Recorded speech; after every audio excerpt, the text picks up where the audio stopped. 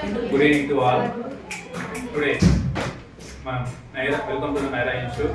Today, APLJC coaching start చేస్తున్నాం. APLJC coaching start చేస్తూ దాంతో మ్యాథమెటిక్స్ ఉంటుంది.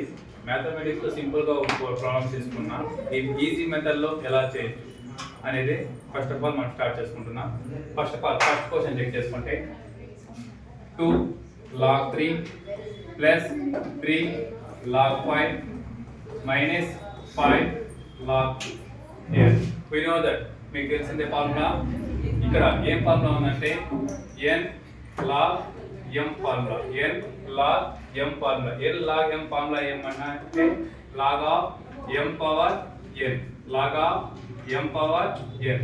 దట్ మీన్స్ ఇక్కడ కన్వర్ట్ చేసుకుంటే log of 3 స్క్వేర్ అవుతుంది. log of 3 square log of 3 square ఏమవుతుందంటే log 3 స్క్వేర్ 3 3 जा 9 అవుతుంది. ఇక్కడ ఏమవుతుంది log of 5 cube. What is 5 cube? log of 125. ఇక్కడ ఏమవుతుంది log of 2 power 5. log of 2 power 5. 2 power 5 ఏమవుతుంది log of 32. ఓకేనా? log of 32. Next log of a plus b. log a plus log b formula. log a plus formula log a plus log b.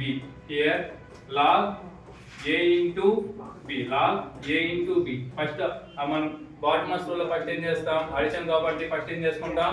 Addition చేస్తున్నాం. ఇక్కడ ఏం రాసుకోవచ్చు? log of 9 into 125 minus log 32. ఇక next ఏముంది formula? Next ఏం చేస్తున్నాం?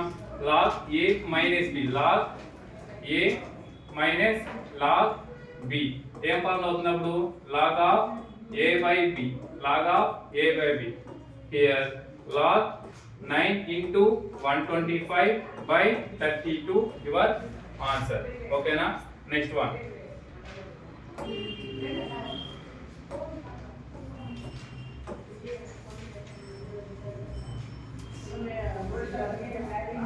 Next trigonometry problem.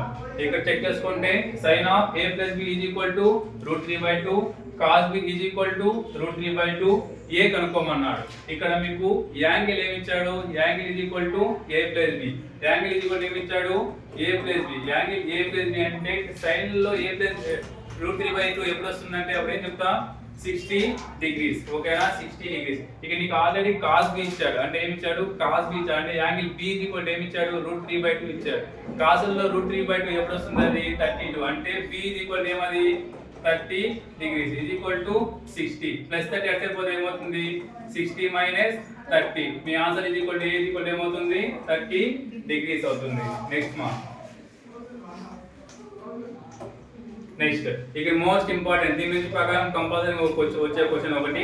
దీని formula ఏమంటే మనకి కంపల్సరీగా ఇది ప్రాబబిలిటీ కంపల్సరీగా ఇది తెలిసి ఉంటుంది. అడిషన్ థియరం ప్రకారం n of a union b is equal to formula ఏమి? n of a plus n of b minus n of a intersection b. ఇది తెలిస్తే ఈ ప్రాబ్లం ఈజీగా చేయొచ్చు. n of a union b ఎంత ఇచ్చారు? 51 ఇచ్చారు. 51. n of a ఎంత ఇచ్చారు? 20 ఇచ్చారు. ఓకేనా? మరి ఏం కనుక్కోమన్నాడు? n of b కనుక్కోమన్నాడు. n of a intersection b ఏమి ఇచ్చాడు? 13 ఇచ్చాడు.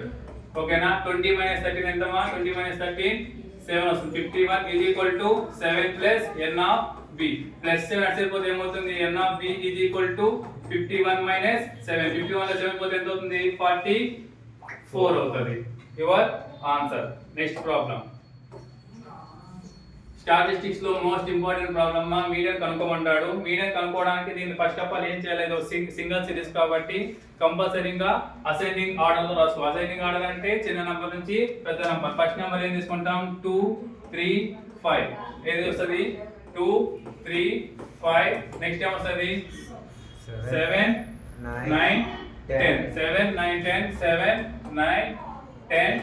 నెక్స్ట్ 11 అంతే 11 సార్ 6 వెళ్ళిపోయింది. మధ్యలో